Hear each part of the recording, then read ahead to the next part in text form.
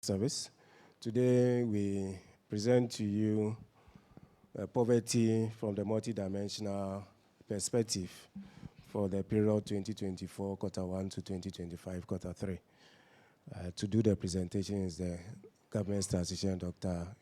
Alasa Idrisu, GSS. GSS, the floor is yours. Thank you. Thank you very much. It's nice to be with you once again. I welcome you to the presentation of Ghana's multidimensional poverty statistics covering 2024 quarter 1 through 2025 quarter 3. Ladies and gentlemen, this is not just another statistical report. It's a mirror of everyday life in Ghana. In fact, the report speaks directly to Ghana's national development priorities, which focuses on protecting livelihoods, expanding opportunity, strengthening social protection outcomes, and building a more productive and inclusive economy. It also supports the Sustainable Development Goals, especially SDG 1, to end poverty, and also a promise to leave no one behind. The report tells us with evidence where we are making some progress, where hardship is still deep, and where policy actions must be faster, smarter, and also more targeted. As we know, poverty is not only about income. It's about whether people can live with dignity through access to decent housing, safe sanitation, quality education, healthcare, and stable work. That's what this report measures, and that's why this matters a lot. So today, I will take you through this report in a very clear and practical way, so that every Ghanaian, whether you are a worker, whether you are an employer, policymaker, investor, student, or community leader, can understand what the numbers mean and what we must do next. But let's start with the basics. Multidimensional poverty means a person is poor, not only because they have low income, but because they face several disadvantages or deprivations at the same time.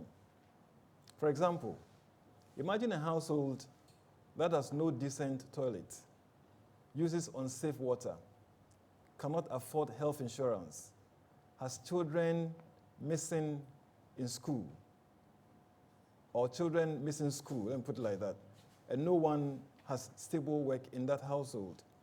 That household is facing poverty in multi-directions at once. And this is what we refer to as multi-dimensional poverty.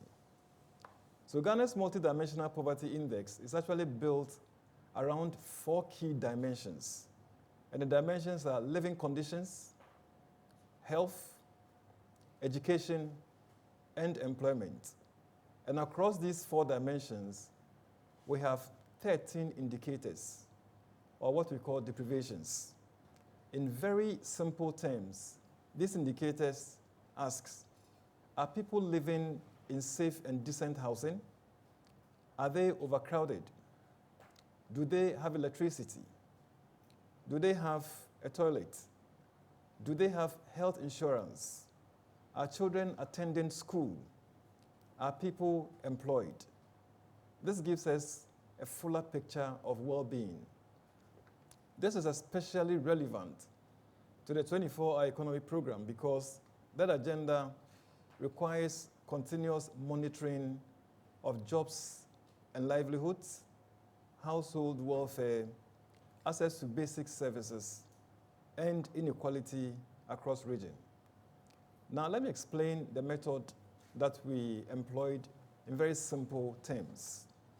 We use data from 2 major national surveys: the Annual Household Income and Expenditure Survey, what we usually refer to as AHIS, and the Quarterly Labor Force Survey, what we usually refer to as QLFS. These surveys cover representative households across all 16 regions of the country. We apply what is called the Alkaya-Foster method. But let me explain that in a very simple way. It simply means we count how many deprivations a person faces and how serious those deprivations are. In Ghana's multidimensional poverty index, a person is classified as multidimensionally poor if they are deprived in at least 1/3 of the indicators I talked about, of the 13 indicators. So if we have them exhibiting 1/3 of those indicators, then we classify that person as being multidimensionally poor. So it is not one problem. It is multiple problems happening at the same time. Now the results. You're waiting for the results. So let's jump straight into it. Now we will see that the story is mixed. We have good news for you, and we also have news which are not too palatable. There is progress nationally, but there are still deep inequalities by region, by rural and urban location, and by the social and economic situation of households. Let's begin with the incidence of multidimensional poverty. Now, and that's the most important indicator. The incidence of multidimensional poverty means what proportion of the population is poor in multiple ways. In 2025, Q1, the incidence was 23.9%. What does this mean? This means that 23.9% of the population were multidimensionally poor in Q1 of 2025. In 2025, Q2, the incidence reduced to 23.1%. And in 2025, Q3, it further declined to 21.9%. So this means that the incidence of multidimensional poverty declined from 23.9% in Q1 of 2025 to 21.9% in Q3 of 2025. Compared with 2024, Ghana's multidimensional poverty indicators improved in 2025. The national poverty incidence fell from 24.9% in 2024 Q4 to 21.9% by 2025 Q3, confirming a steady decline. And between Q2 and Q3 of 2025, the multidimensionally poor population reduced by a little over 360,000 people. So in other words, between Q2 and Q3 of 2025, we had a little over 360,000 people exiting out of multidimensional poverty. Within a period of 1 year, that is between Q3 of 2024 and Q3 of 2025, about 950,000 people moved out of multidimensional poverty. That is significant. It tells us that overall living conditions are improving, but the drivers remain largely the same, whether we are talking about 2024 or 2025. And here we are talking about health and living conditions, especially health insurance coverage, nutrition, overcrowding, and sanitation continue to be the biggest pressure points.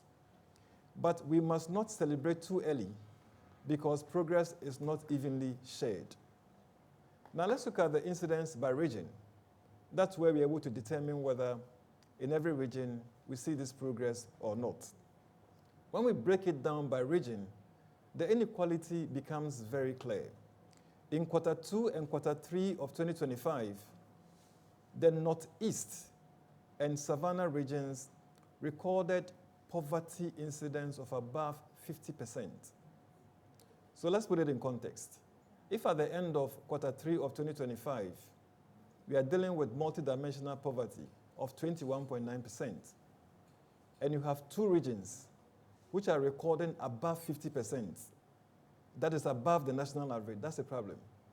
And so, yes, we've seen some progress with multidimensional poverty coming down, but the progress is not even. You have regions which are recording way higher than the national average of 21.9%. That means that more than half of the people in these regions are deprived in multiple basic needs. Now, let's come back to Greater Accra, where we are in now, and also Western region. If you look at the data shows that multidimensional poverty incidence in these two regions remain below 20%. So whilst we have some regions that are recording multidimensional poverty incidence of above 50%, at the same time, we have regions that are recording below 20%. So that is where we see the inequality. This tells us something very important.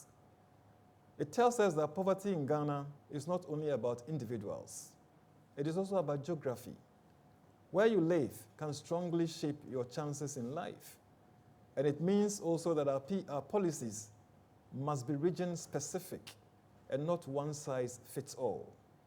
Now let's look at poverty incidence by type of locality. So in other words, let's compare what is happening in the urban areas and also in the rural centers. In Q3 of 2025, rural poverty was about 32% compared to urban poverty, which is about 14%. The gap is about 18 percentage points, and that's very wide. So again, you can see big disparity between what is happening in the rural settings and what is happening in the urban settings. So yes, the national poverty rate is declining, but rural Ghana is still carrying the heavier burden. If we want inclusive growth, rural development must be treated as a national priority and not as an afterthought. Let's look at multi-dimensionally poor populations by region. Now, beyond the percentages we have just seen, it's important to also look at the number of people affected. The data reveals a very important outcome. Now, we've seen that some regions have the highest poverty rate. We've seen that.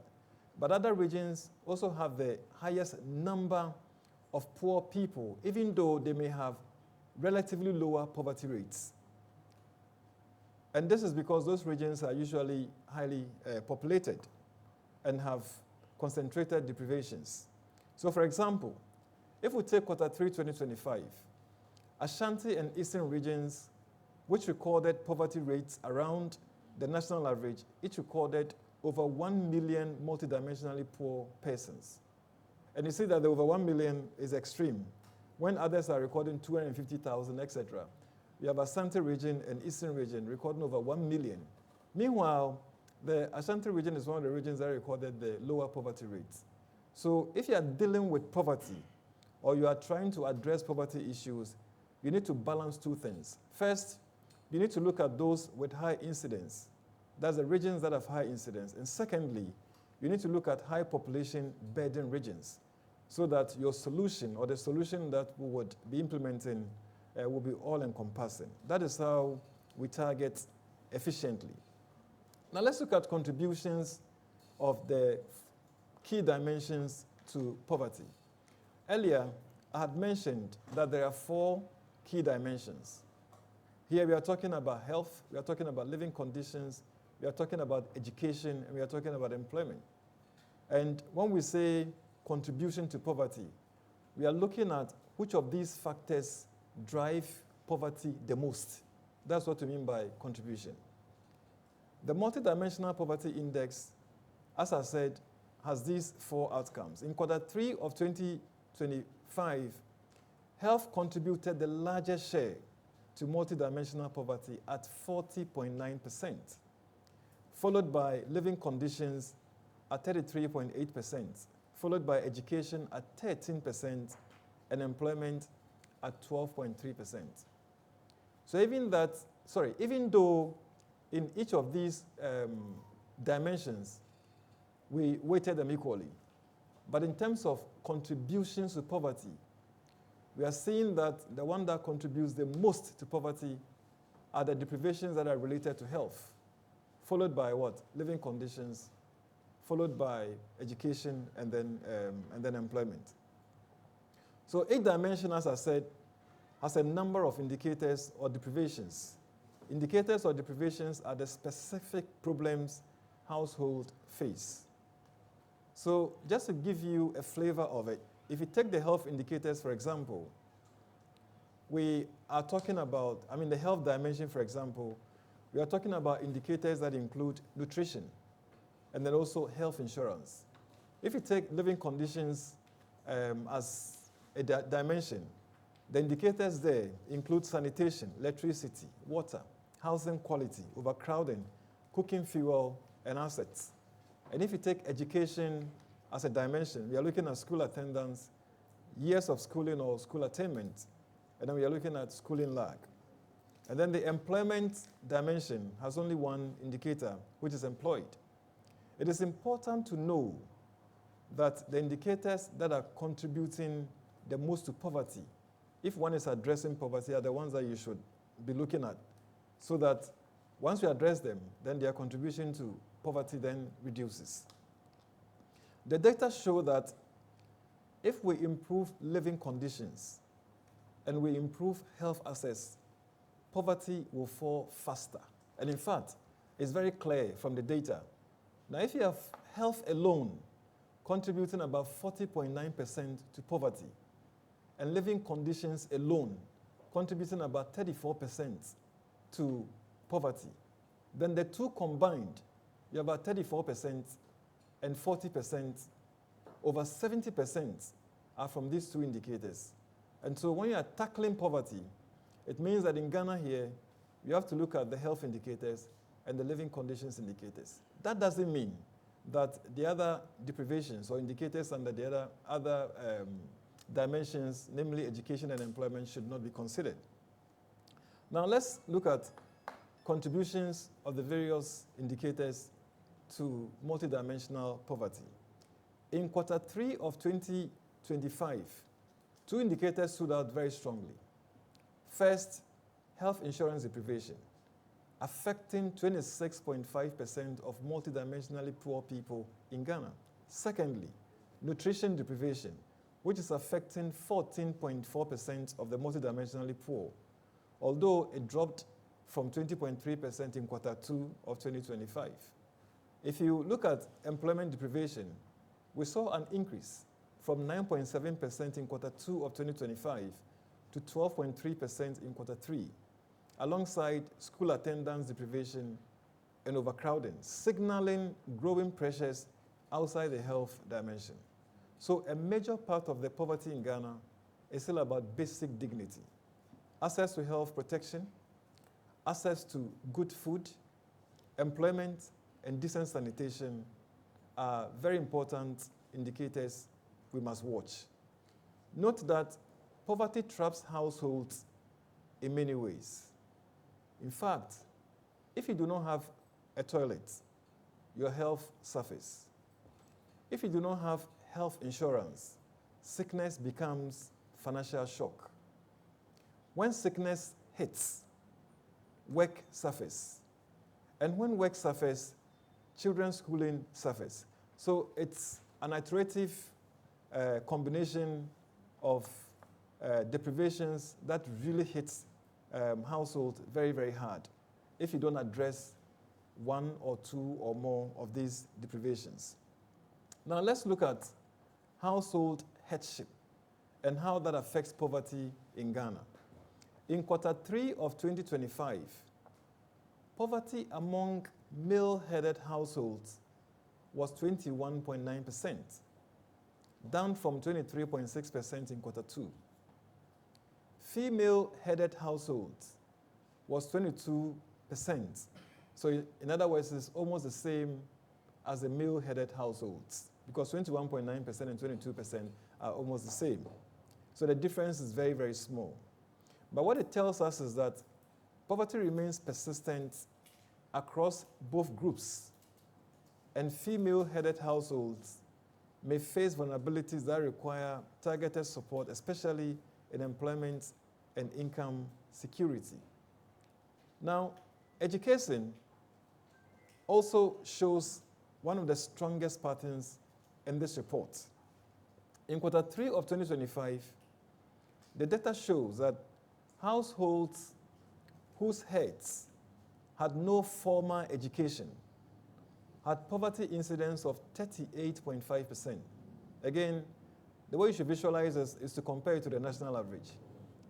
If nationwide, you're talking about incidence of 21.9%, and you have households whose heads had no formal indication recording incidence of 38.5%, that's high. Similarly, household whose heads, let me not say similarly, but I'm talking about the opposite. So here, household whose heads had tertiary education, if you look at the graph, had poverty incidence of 5.7%. See, the difference is very wide. If you have no formal education, then the poverty is what? 38.5. Tertiary education headed households, poverty is what? 5.7. So the difference is very, very, very high. So that tells you the importance of education.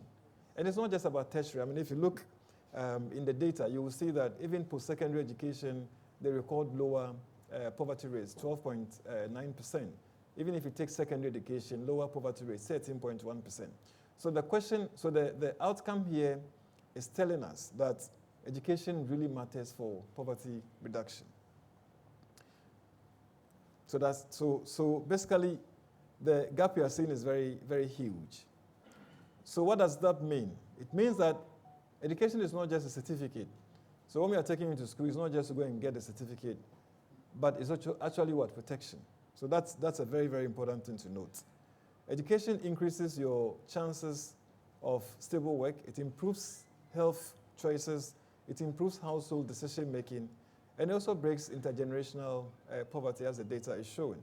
So if you want poverty reduction that lasts, education remains very central. Now let's look at employment and how it affects poverty. The data shows that employment type matters a lot. Households headed by the unemployed, actually recorded the highest poverty, reaching 35.6% in quarter 3 of 2025 from 31.9% in quarter 2. So those who are not working, the poverty rates are very high. And we are talking about 35.6% in quarter 3. If you compare this to those who are in the private informal sector, they also recorded very high poverty rates, but they were below. That's around 22%. Now, once again, a very important revelation is coming out of this study. Households headed by public sector workers recorded much lower poverty rates and even declined to 5.3% in quarter 3. So whilst you have households headed by household heads who are not working, recording poverty of 35.6%. If you have a household that's headed by somebody who is working in the public sector, like Mr. Francis Brightmaster, who is seated at my right-hand side, the poverty rate reduces to what? 5.3%. The difference is very, very sharp. In fact, it's not just the public sector. If you look at private formal sector, if it's even lower, it's about 5%. So in other words, I know the media guys are in private formal, right? So the poverty rate, among the group they belong to, is even lower than the public sector. But I mean, on a more serious note, the point we are trying to make is that there's a big difference between working and not working, and that households that are headed by people who are not working experience very high poverty rates, and those that are headed by people who are working experience relatively lower poverty rates. So what this tells us is that stable jobs reduce poverty, and informal and insecure work increases vulnerability. So job creation is not enough. We need decent jobs. That's why usually when the labor unions are calling for some progress in the labor space. They are not just talking about jobs, but they are talking about what? Decent jobs. And the study we have done actually shows that decent jobs are extremely important. And also stable jobs, and also productive jobs. Now let's look at poverty by economic sector of the household head. The data shows that poverty was highest among households where the head is not working, as I mentioned earlier, 35.6%, but also where the head is in agriculture. So if the head is in agriculture, the poverty rate is 32.1%, but we are seeing some progress. Previously, in quarter 2, the poverty rate was 34%, and in quarter 3, it came down to 32.1%. But it was far lower in industry. So in other words, if the household is headed by somebody working in industry, the poverty rate was around 9.8%. And if the household is headed by someone in services, the poverty rate was around 9.7%. This shows that agriculture remains a major poverty risk area which we have to address. So in other words, we need to identify the risks there and ensure that we are mitigating the impact of those risks so that agriculture rather reduces poverty for the development of the country. So if Ghana wants to reduce poverty, we must modernize agriculture, we must improve productivity, we must expand agro-processing and link rural households to markets and value chains. That is where the 24-hour economic program can become practical. Now, let's look at marital status and how that affects poverty. Again, we are very revealing outcomes from the data. Households headed by persons living together in informal unions recorded the highest poverty incidence at 33.1% in quarter 3 of 2025. Informal unions. You are not married.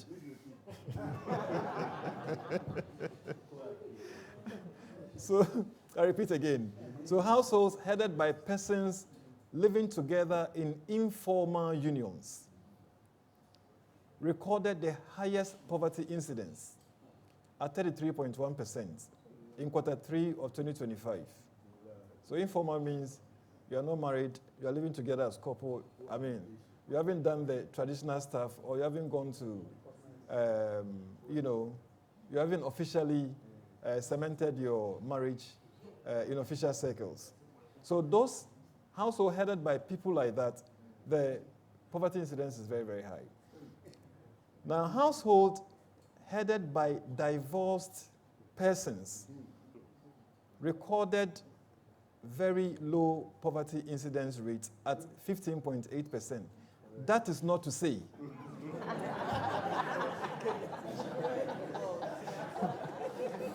that is not to say that those who have been enjoying together through marriage should go through divorce. That's not the message here. And in fact, the poverty rate there is 15.8%. Almost the same as the 15.9% recorded in quarter 2 of 2025. Let me put this differently. If you are living in an informal relationship with your spouse, very informal, that household tend to have poverty of around what? 33%. If you were married, and in the worst case scenario, you got divorced, the poverty rates are better. So in other words, the formal marriage arrangements are still better no matter how you look at it. That's why I emphasize that it doesn't mean that you should go and divorce. All right, this suggests that certain household structures may face higher economic stress, lower stability, and greater vulnerability. Now, one of the most important findings we saw in this study is disability-related vulnerability. Households headed by persons reporting a lot of difficulty had much higher poverty. This is not surprising. For example, poverty incidence was especially high for households that are headed by those with hearing difficulties. In fact, the poverty there, or poverty incidence there, was 43%, very high, down from 44% in Q2. So we are seeing some progress, but it's still very minimal. Because if you're talking about national household poverty rate of 21.9%, and you have a group that is exhibiting poverty rate of over 40%, that's very, very high. And also, those who are exhibiting intellectual difficulties recorded poverty rate of around 33.6%, down from 38.8% in Q2. Again, progress there, but the levels, the incidence rates are still high. This is not just a statistic. It's a call to inclusive policy. So disability should not automatically mean poverty. But without accessible services, disability becomes a poverty trap. So when we are bringing in policy interventions to address poverty, it's important to remember that we need to provide services that would be accessible to the people in one way or the other who have some disabilities, so that through that we can improve their poverty incidence. Now, there's a very important indicator, we call it triple burden. In simple language, what does that mean, triple burden? You have households or you have persons that are facing triple burden of multidimensional poverty, unemployment, and food insecurity. So in other words, those people are not only multidimensionally poor, but they are also what? Unemployed. And they also face food insecurity situations. So we did an analysis to look at their poverty conditions. Now, in Q3 of 2025, the population 15 years and older who suffered the triple burden I've just mentioned was 1.5%. In numbers, we are talking about 227,500 people who are hit with this triple burden of multidimensional poverty, unemployment, and food insecurity. And this actually is a slight increase from the 208,000 people or 1.5 persons recorded in Q2 of 2025. This is a small percentage, but a serious human reality. This is because when these three problems combine, households face extreme vulnerability. The population 15 years and older who were employed, they were not multidimensionally poor, and food secure was 7.7 million, or if you want, 48.2% of the population. So that, again, that's not bad. If you have about half of your population that are not exhibiting employment issues, that are not exhibiting poverty issues, and they are not exhibiting food security issues, that's good. We can do way better, but that's good. And this is up. This has seen some improvement from the 7.1 million or 46.2% that was recorded in Q2 of 2025. So this indicates modest welfare gains between Q2 and Q3 of 2025. Now, let's look at the triple burden I just talked about by region.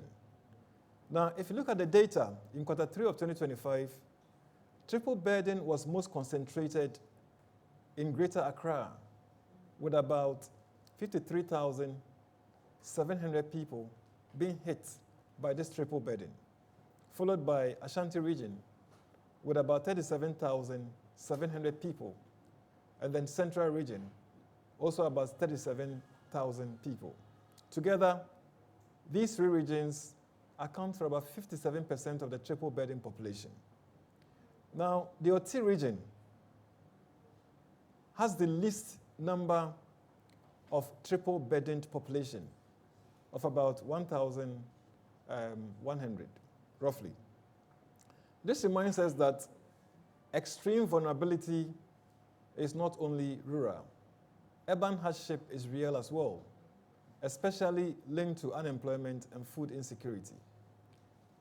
Now, ladies and gentlemen, let's break this down to double burden. So in other words, if you pick any of these two at a time, what results do we see? Now, the double burden of food insecurity and multi-dimensional poverty declined. It reduced from 12.5% or 4.1 million people in quarter 2 to 10.9% or 3.6 million people in quarter 3. That is an improvement. And the population that was not poor and food secured also increased from 48.3% in quarter 2 to 50.3% in quarter 3. So in other words, if you're looking at the multi-dimensional poverty and food insecurity, we saw some improvements in households that exhibited both. And then if you look at households that didn't exhibit any of these two, we also saw some improvement. Now let's look at the double burden in poverty and unemployment. Now here, the data shows that it rose from 430,000 persons, or 2.8% in quarter 2, to 483,000 persons, or 3.1% in quarter 3. So whilst we're making some progress with poverty and food insecurity, that's a double effect of poverty and food insecurity.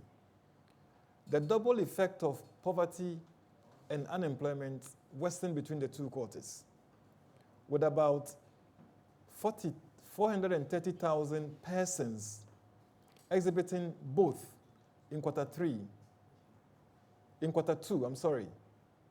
down from, which increased to 483,000 persons in quarter 3 of 2025, or 3.1%. So while poverty is falling overall, unemployed-linked vulnerability is still rising for some groups. That is why I mentioned earlier that job creation must remain very urgent. Across both quarters, the population 15 years and older who were employed and not multidimensionally poor increased marginally from 11.2 million, or 72.7% in quarter 2, to 11.3 million, or 72.9% in quarter 3. Now let's look at the double burden of unemployment and food insecurity. So here we are talking about, we are pairing unemployment and food insecurity. This burden remained about 4.9%, or 755,000 in quarter 3, almost the same as what we observed in quarter 2 of 2025. In the same vein, population 15 years and older who were employed and food secured increased from 8.1 million, which is about 52.8% in quarter 2, to 8.5 million, which is 55.1% in quarter 3. So we've seen some improvements in population that are exhibiting the double burden of unemployment and insecurity. Even when the percentage is stable, the reality is that hundreds of thousands of people are struggling with both food and insecurity, both food insecurity and unemployment at the same time. And that is something that we must confront head on. Now, the key message from this triple burden, double burden, etc., is that some Ghanaians face one hardship, others face two hardships, and we have a smaller group that face three hardships at the same time. And here I'm talking about unemployment, I'm talking about poverty, and I'm talking about what? Food insecurity. So what does that mean? So it means that when we are targeting interventions, we should know that there are people who are facing multiple of these deprivations. And so they are the people we should target first to get them immediately out of poverty. Now, ladies and gentlemen, what are the key takeaways from today's report or presentation or release on our multidimensional poverty exercise? Number one, multidimensional poverty is declining. We see this from the data. The multi-dimensional poverty incidence reduced from 23.9% in quarter 1 to 21.9% in quarter 3. We've also seen that over 360,000 people actually exited poverty between quarter 2 and quarter 3 of 2025. And if you look at it, if you're looking at it from an annual perspective, we've seen that about 950,000 persons exited poverty between 2024 quarter 3 and 2025 quarter 3. Second, regional inequality remains. We've seen that, for example, Northeast and the Savannah regions continue to record high poverty incidence. In fact, above 50%, when the national average is just 21.9%. But at the same time, we have regions like Greater Accra and Western that are staying below 20%. So that shows the stark inequality we have in poverty. Third, there's a big rural-urban gap. The gap is about 18 percentage points. Rural poverty is about 31.9% compared to urban poverty, that's about 14.2%. Fourth, two dimensions impact poverty the most, and these dimensions are health and living conditions. Health contribution to poverty is about 41%, whilst living conditions contribution to poverty is about 34%. In fact, if you drill down to deprivations or indicators, health insurance coverage contributes about 26.5%, nutrition contributes about 14.5%, and from the living conditions perspective, overcrowding contributes about 8.4%, and toilet deprivations contribute 8%, whilst housing conditions deprivations contribute 5.6%. Number 5, education and stable employment protect households. So we've seen that households that are headed by persons with no education recorded high poverty incidence of about 38.5% compared to those with formal education. For example, tertiary recorded poverty incidence of only 5.7%. So education matters a lot.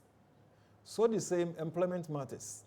The unemployed, or those households that are headed by people who are not working, recorded very high incidence of poverty at 35.6% compared to those who are employed. For example, public sector recording low incidence of 5.3% and formal private sector recording low incidence of what? 5%.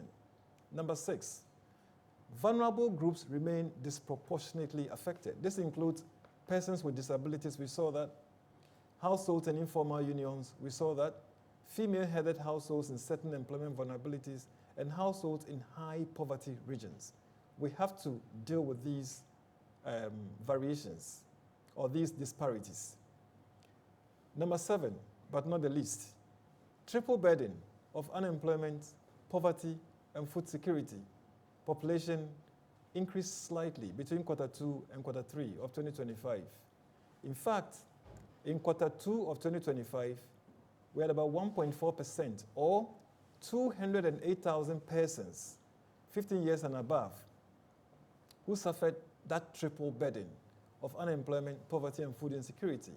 And this number increased slightly to 227,500 persons, or 1.5% in quarter 3 of 2025. So ladies and gentlemen, with this data from this study that the Ghana Statistical Service has embarked on, what recommendations are we giving to government and public institutions, to households, and to the private sector? Now, for government and public institutions, we encourage government to expand the national health insurance coverage and also ensure that we are increasing renewals, or we are providing the environment for renewals to be executed promptly. Second, we recommend that we improve sanitation, including provision of toilet facilities and safe water. That's directly coming from the data. Third, we should strengthen the school feeding program, as well as education support programs Fourth, we should increase social protection support, like the LEAP, where needed. And we should also scale up skills development and job creation. After all, we saw the impact of schooling or education and then the impact of employment on poverty. We should also target interventions to the poorest regions and also to the rural areas. We saw that the rural areas exhibited more poverty incidents, higher poverty incidents, and then those without jobs also exhibited higher poverty incidents. Now, for businesses and the private sector, we encourage you to support the National Health Insurance Scheme enrollment, especially for informal workers. We also encourage you to invest in sanitation, water, housing quality, and electricity. Support education access through scholarships, internships, and training. Create more decent jobs and support micro, small, and medium-scale enterprises to grow. We encourage you to design inclusive services and employment opportunities for the vulnerable groups, including persons with disabilities. And for households or individuals like you and I, let's maintain active health insurance coverage, especially NHIS renewal. Let's keep our children in school consistently and reduce or eliminate school lag. Let's improve household nutrition, especially for children. Let's engage in skills and livelihood programs, including apprenticeship. Let's improve living conditions, especially sanitation and overcrowding. Now, ladies and gentlemen, these are very important outcomes or findings from the study, and these recommendations, we believe, would go a long way to actually improve the poverty situation of the country. Before I conclude, let me reaffirm the Ghana Statistical Service's commitments. At the Ghana Statistical Service, we remain committed to producing statistics that are timely, accurate, relevant, and credible. We do this with professionalism, neutrality, and transparency, because evidence-based decisions making is not optional at all. We have to be very intentional about it. It is a foundation for national development. And as Ghana pursues ambitious programs, including the 24-hour program, our role is to ensure that policies are guided by facts, not guesswork. Finally, we express our sincere appreciation. We thank the households across Ghana who provided the data. We thank our hardworking field staff who collected information under very demanding conditions. We thank the government of Ghana and the World Bank and any other institution that funded and supported this work that we did. We thank you, the media, who are always with us to disseminate our work to the general public. And last but not the least, I want us to thank the dedicated staff of the Ghana Statistical Service, many of whom worked overnight to ensure that this report is produced to the highest standards. In conclusion, Ghana is making progress as the data is showing. Multi-dimensional poverty is declining, but the inequality across regions, the rural-urban gap, and the persistence of deprivation in health and living conditions remind us that work is not finished. So let us use this evidence to act, to invest smarter, to target better, and to ensure that every Ghanaian in every region can live with dignity and opportunity. Thank you very much.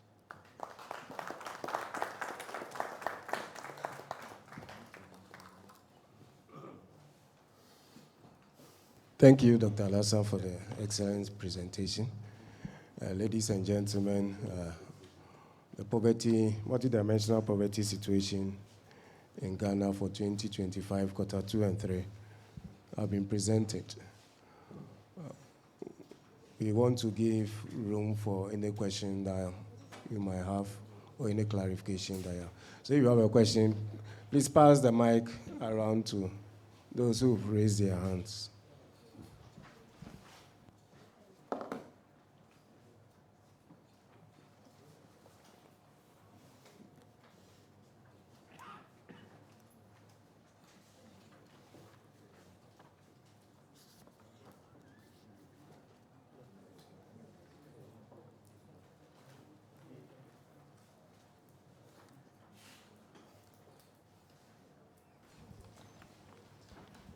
Hello. Okay, my name is Joshua with the Business and Financial Times. Okay. So while you were presenting, I was thinking through how related this data is compared to the outcomes when it comes to CPI. Given that you mentioned that in the regions which are highly affected in terms of multidimensional poverty, especially Northeast, it has the highest. But also looking at the most recent CPI data, looking back to September 2025, you also realize that it also had a high CPI or inflation rate. So just to tease, what really, is it relatable? Is it too relatable? Okay. Yeah. And also, if you could, I don't know if you've already touched on that, but then the living conditions, if you could explain what really goes into living conditions as you determined. All right, thank you.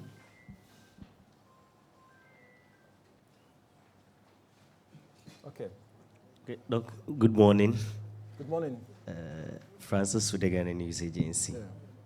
So, Doc, in the presentation, you realize that there's something that runs through them, and Isuama et al. 2023 makes this very significant, indicating that between the data that they analyzed between 1992 up to 2023, limited access to quality education, healthcare, inadequate infrastructure, agriculture, income inequality, and governance issues remain the topmost contributors of multidimensional poverty. Okay. It is as a result of these issues that the government has come up with several programs and interventions like LEAP, capitation grants, free SHS, and more. Yeah. So in all this, what, as a country, what are we missing? What are we missing, and what should be done going forward? Because we're having these interventions, but minimal results. So what should we do differently? What are we missing, and what should we do differently? Thank you.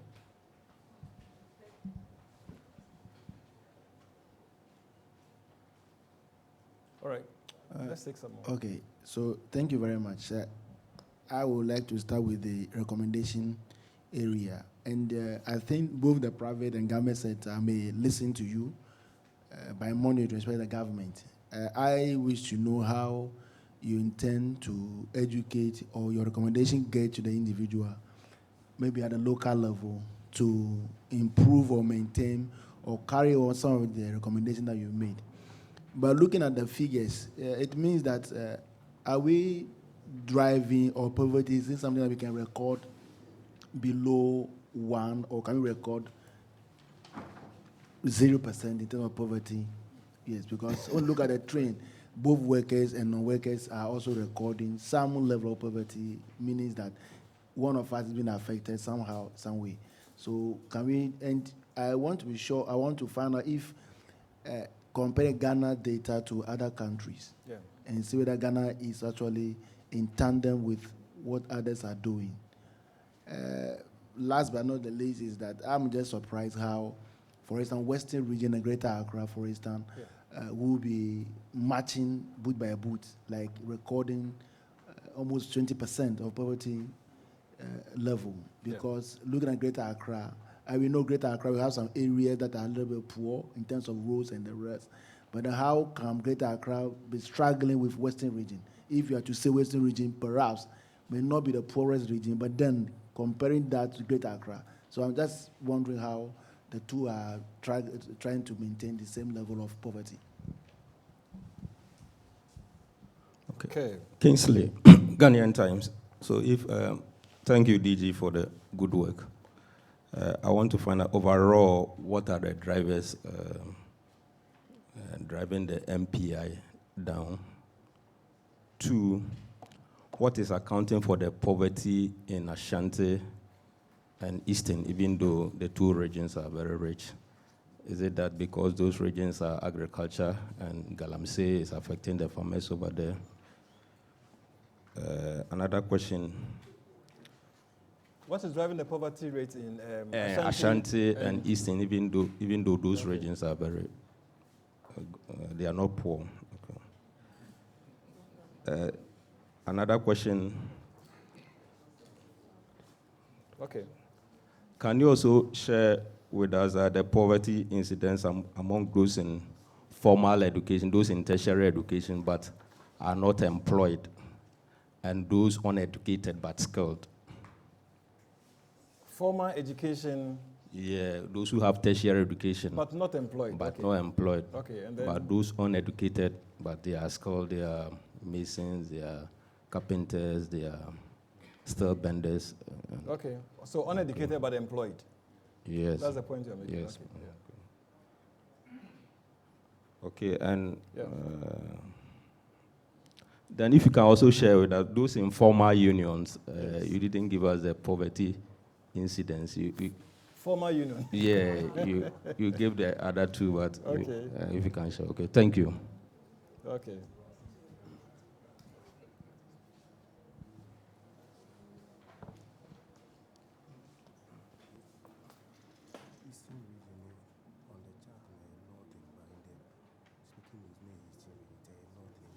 Northern. Okay. That's northern. Okay. So show the. When I'm answering, show the. Okay. So let's look at what we have. First question. So first of all, some of my team members here, they'll come in to provide some more color to some of the responses. So the first question is whether the poverty numbers we are seeing today, that's a multidimensional poverty incidence that we are seeing today, have something to do with the CPI results that we release. That's the first question that came. You realize that the last CPI data that we released, one of the regions that recorded the highest inflation levels was Northeast. And then we are also looking at Northeast here. So it points to one thing. So what it points to is that in CPI, we had made a point that we've seen inflation decline from 23.8% in December 2024 to what? 5.4% in December 2025. So we've seen some very sharp decline in inflation. And indeed, we also saw some sharp decline in inflation regionally. So all the regions saw very significant sharp declines in inflation. But if you compare the inflation of the regions to the national average of the 5.4, we still saw that some regions, including Northeast, recorded the highest, above, sometimes around 12% or above 12%. And now we come to poverty. We are recording significant improvements in poverty incidence. We've seen the incidence reduced from 24.9% in the last quarter of 2024 to 21.9% in the third quarter of 2023. The latest data we have is third quarter. But at the same time, we are also seeing some regions recording significantly high poverty rates, way above the 21.9%, including the Northeast. And some regions, like the Greater Accra, recording way lower than the 21.9%. So the conclusion is that, yes, we are making progress on both fronts, but there are regional disparities that we have to confront. Now, you need further studies to be able to tell exactly what is the issue that are contributing to this. As far as statistics is concerned, we will be able to tell you, if you take the poverty, for example, we'll be able to tell you what is causing that from the dimensions and from the deprivations, the 4 dimensions and from the deprivations. We can tell you about that. If you come to CPI, we are able to tell you why we have set results, even at the regional level, from the breakdown that we have as to what is happening to food inflation, the non-food, what is happening to imported items and locally produced items in the region. We can tell you what is happening to services and goods in that region, etc., etc. As well as far as the data disaggregation, goes. We can give you those information. But you would need further studies to unearth exactly where we are seeing those inequalities that we are seeing. And that's what was happening when you quoted, no, I think Francis quoted a study that was done by someone. So that's the essence of it. We provide the data. We need more stakeholders, researchers, and other stakeholders to pick our data and do further research and bring us outcomes that we can put together and provide more succinct and targeted recommendations. Second question, what goes into the living conditions? So living conditions has about 7 deprivations, or if you want, 7 indicators. The first one is cooking fuel. Second one is water. Third is assets, housing, overcrowding, electricity, and toilets. For cooking fuel, we say a household is deprived if it uses solid fuel and cooking is not done outside the house or in the open, or cooking is undertaken in enclosed spaces. For water, we say the household is deprived if drinking water is from unclean source, like say tanker supply, vendor provided, or unprotected well, or unprotected spring, river, stream, drought, pond, lake, dam, canal, etc. Now for assets, we say the household is deprived if it does not have if there's no household member that has more than one small asset, like radio, TV, telephone, bicycle, motorbike, refrigerator, or computer, etc. Or does not own a big asset, car, tractor, canoe. And then for housing, we say there's deprivation there if a household uses inadequate floor materials. So for example, there is you are using or mud, or wall materials, you are using or mud, or palm leaves, or thatch or grass, or raffia for your wall materials. Then we say that there is housing deprivation. And for overcrowding, it happens if household on average has more than 3 people per sleeping room. And electricity, we see deprivation there if the household does not have electric power. And then for toilets, there's deprivation if household has no toilet facilities, or they use bucket or pan or public toilet, or uses shared toilet outside the household. So these are the indicators that go into living conditions. Remember, I also mentioned that the 2 biggest drivers of poverty is living conditions and health. Now, health has 2 indicators. The indicators for health are nutrition. And in nutrition, we talk about the deprivation there if a household is deprived, if at least one child under 5 is underweight, stunted, and wasting. And also health insurance. And here we talk about deprivation here if any member of the household has not registered for health insurance, whether private or national, or is not currently covered under health insurance. So basically, those are the indicators or the dimensions that go into these are the indicators that go into each of these 2 dimensions that I've mentioned. And then Francis brings to our attention a study that was done by a group from 1992 to 2023, which more or less unearths some of the things we have unearthed here. I mean, from what you said, basically what they were saying in the report is the same as what we have here. So this means that the multidimensional poverty outcome that we have here is a long age problem. The data is showing that we're making some progress, but there's a lot of room for improvement. And to answer your question more specifically, his question is, over the years, we know there is poverty, so there are some interventions that government is implementing, including interventions in the education sector, in the health sector. Education sector, you can talk about school feeding program, capitation grants. Health sector, you can talk about national health insurance, etc. Even education sector, free senior high and all that. So the question is asking is, if we are doing all of these over all of these years, how come we are still seeing higher numbers? Two things I want to say. First, the fact that the poverty rates are coming down is encouraging, it's positive. So let's use that to encourage ourselves to do better. Second, that means that we have to do way more than we are doing now.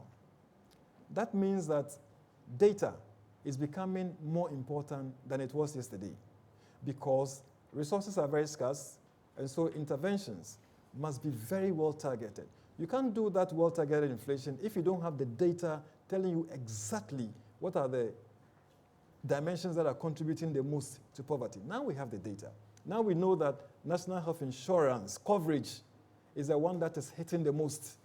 So if, for example, there's unlimited resources that we have, and we have to implement a number of interventions to reduce poverty, we have to attack national health insurance coverage first. That's what the data is telling us. The data is telling us that health contributes more than 40% to, that's health indicators, contributes more than 40% to what? The poverty outcomes that we have. And so if you're addressing it, what do? Wouldn't you go and attack the ones that are contributing the most to poverty? So the point I'm making is that now we have the data. The data is giving you specifics.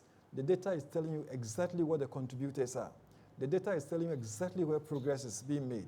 It's telling you exactly where you are lagging behind. And so with that data, we can do more targeting with interventions to improve the outcomes going forward. Then the next question,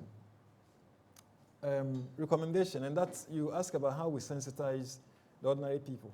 So at the end of the day, if you want to reduce poverty, it's not only about government. That's why in our recommendations, we don't emphasize only government. We emphasize government, we emphasize the business community as well, or the private sector.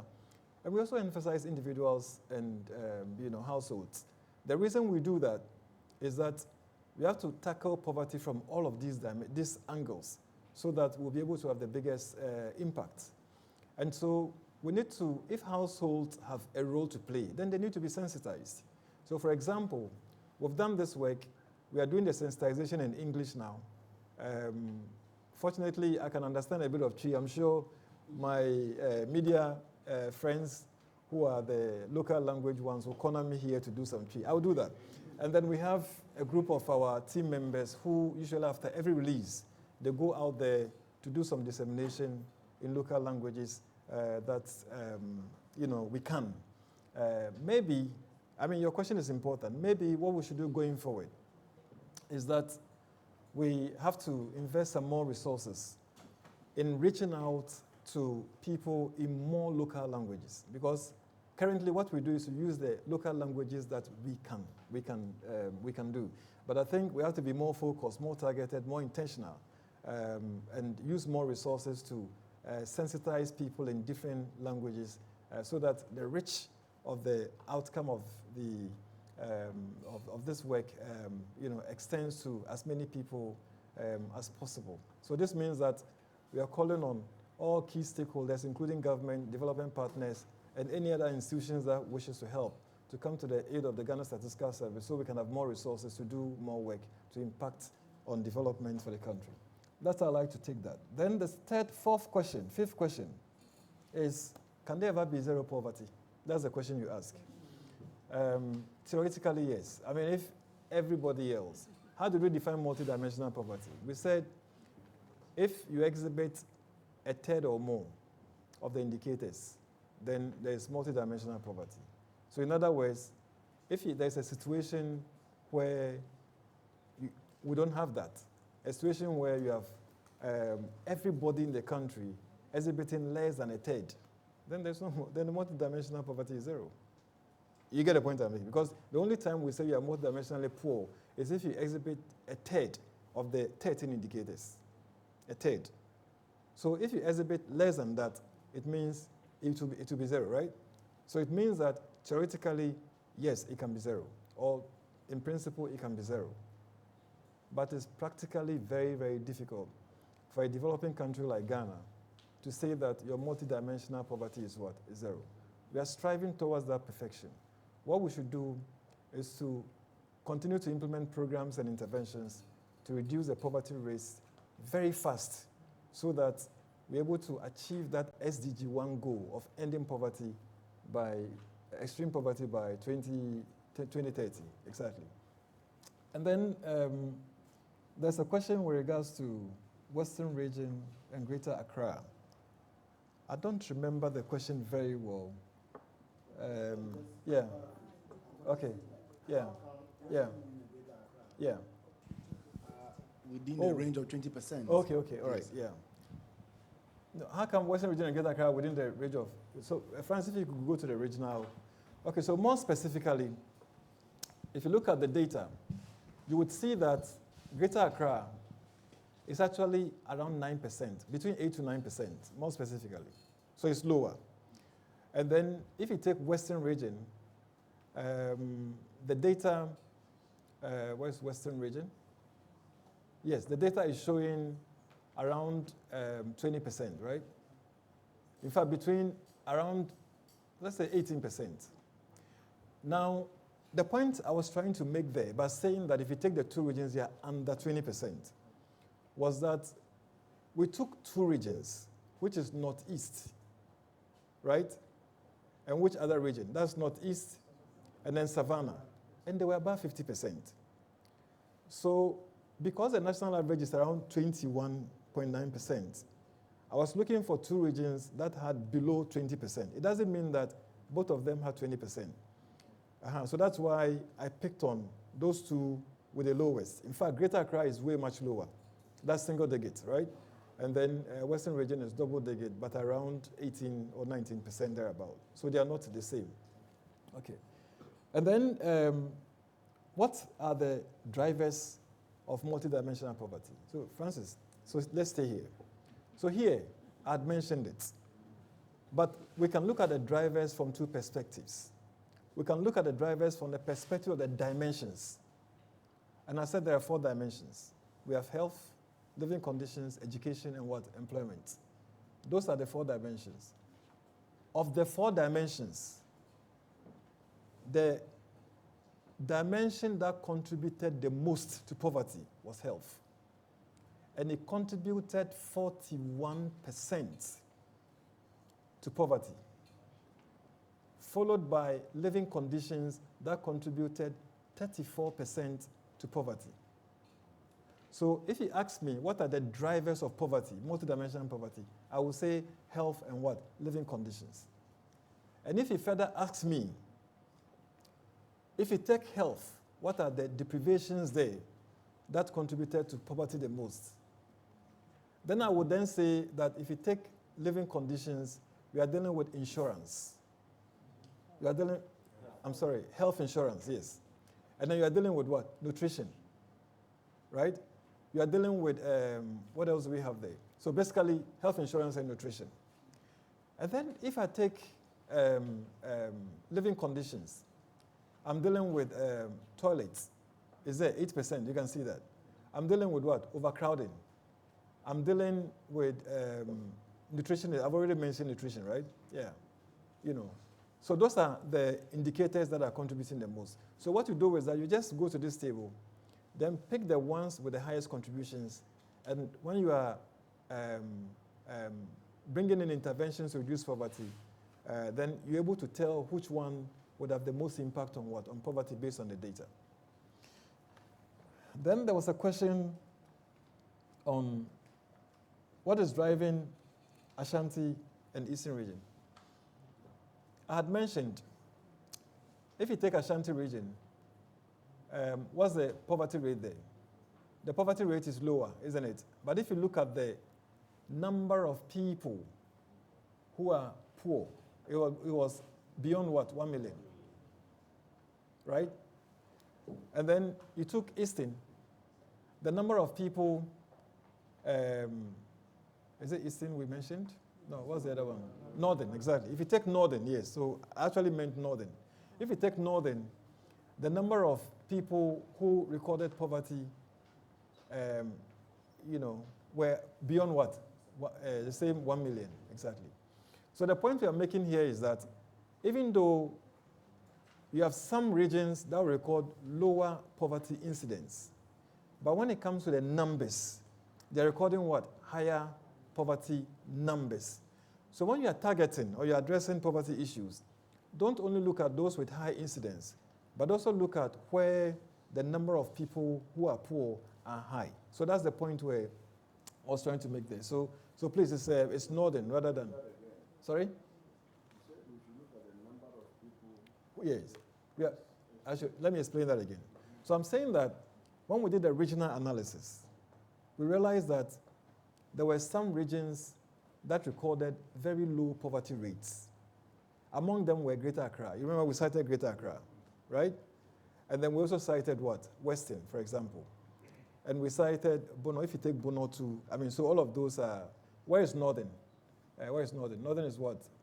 Northern is high. So Northern will not be a good example. So let's say Greater Accra. You see Greater Accra, the poverty incidence is what? Low. Now go to the next slide.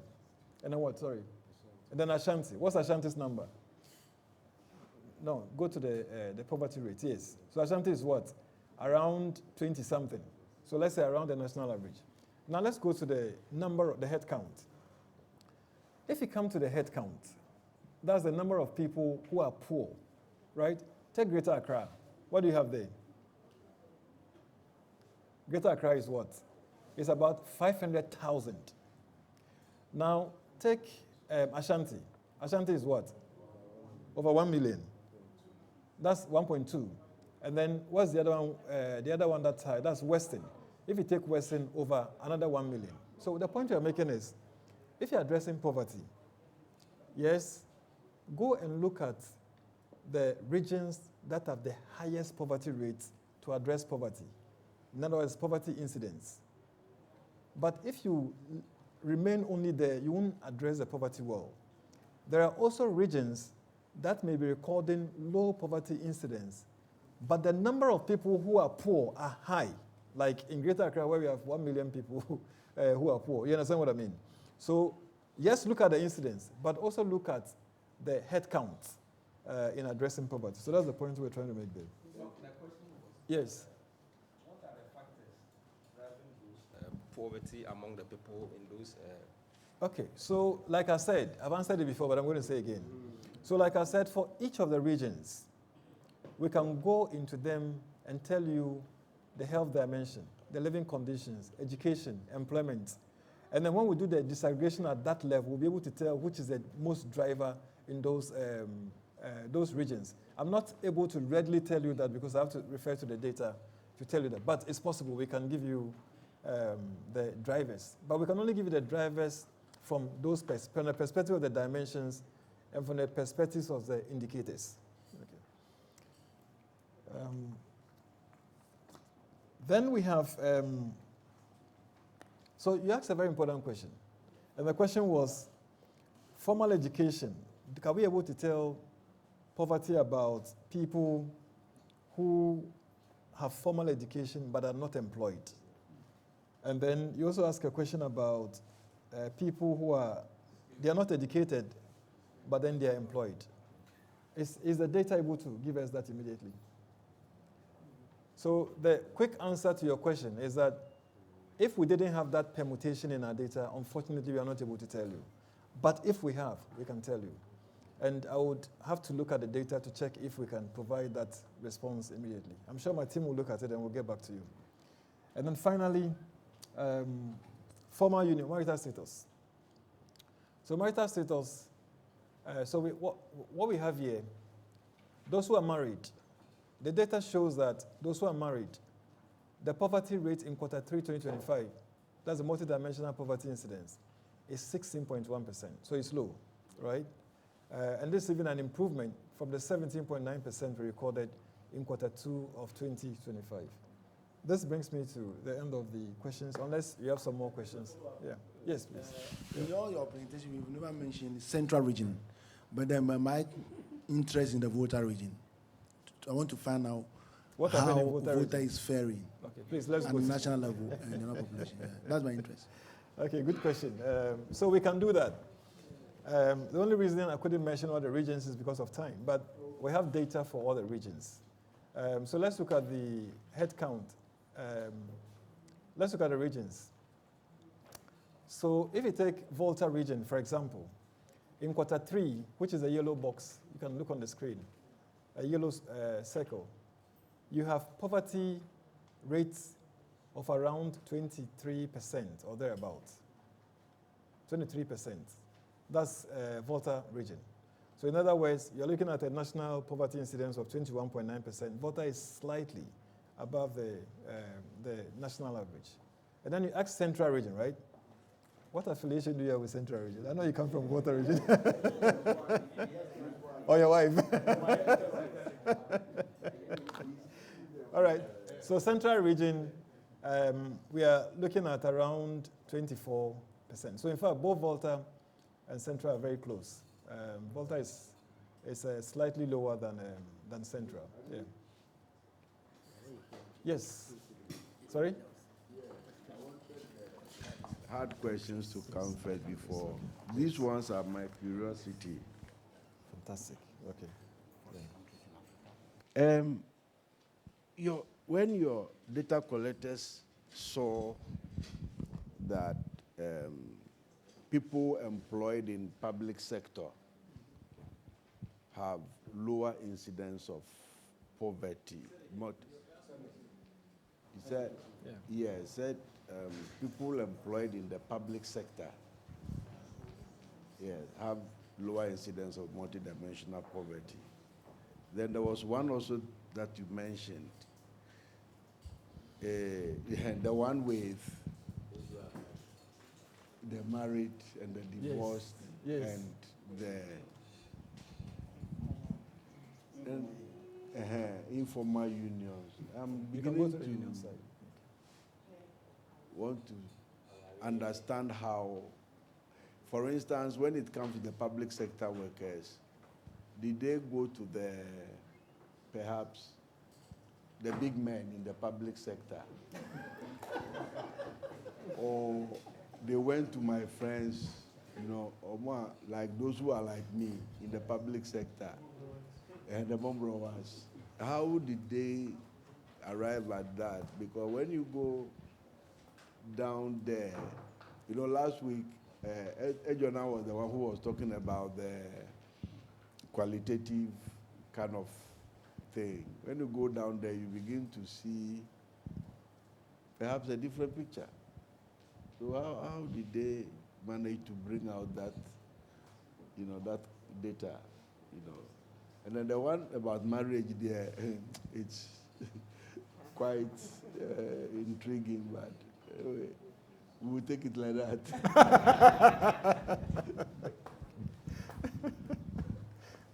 You take it like that, right? Yes. Okay. I talked about the vicious cycle. When you're not employed, you have very little resources to take care of your health, right? And when your health deteriorates, there's very little you can do to work, isn't it? So it's a cycle. Everything is linked up and all that. So the most important thing is to make sure that you are looking at the contributors to poverty and the ones that are contributing the most to poverty. And then when you're addressing them, like I said, you tackle those that are hitting first. And then once you deal with one, in fact, it addresses a number of the other indicators as well. But you have to have a very holistic approach to addressing them. Now, the issue about divorce and people who are married and informal unions and all that, this is what the data is telling us. But from Statistical Service, we can't tell you more than that, unfortunately.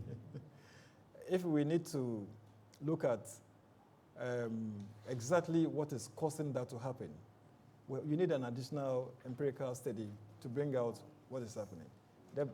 What we can do is to just talk theory, talk about what is likely, and all that.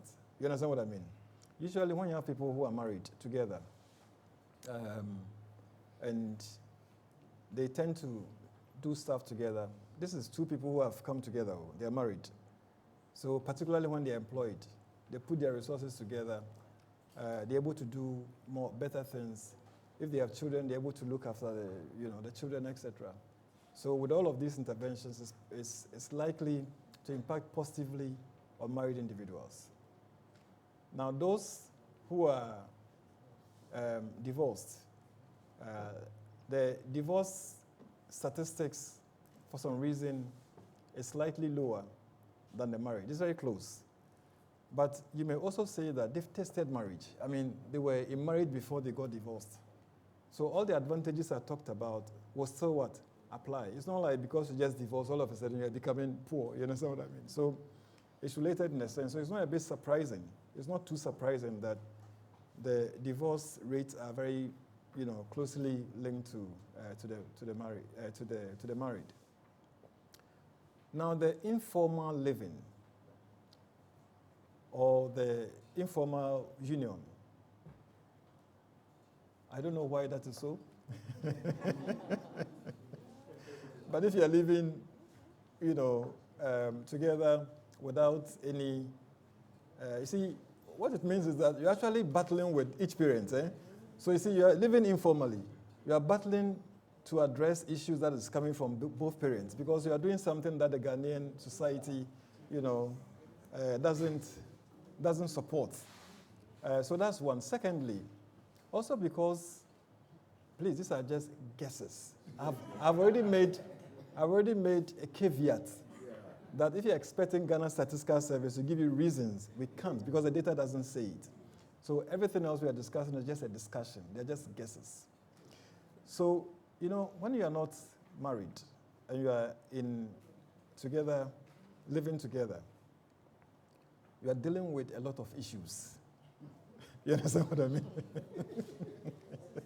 So dealing with those issues could also cause, problems, which may affect poverty one way or the other.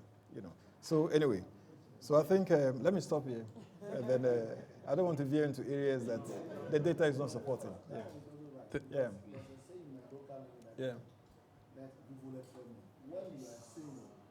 You enjoy more than someone who's married. The divorce rate or the single rate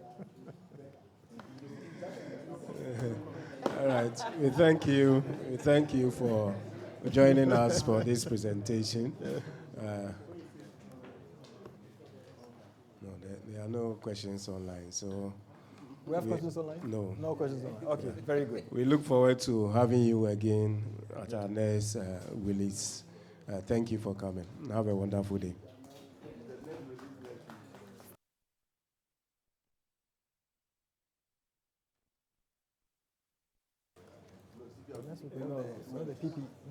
We'll have the prime building course. We'll send you the invitation maybe next week.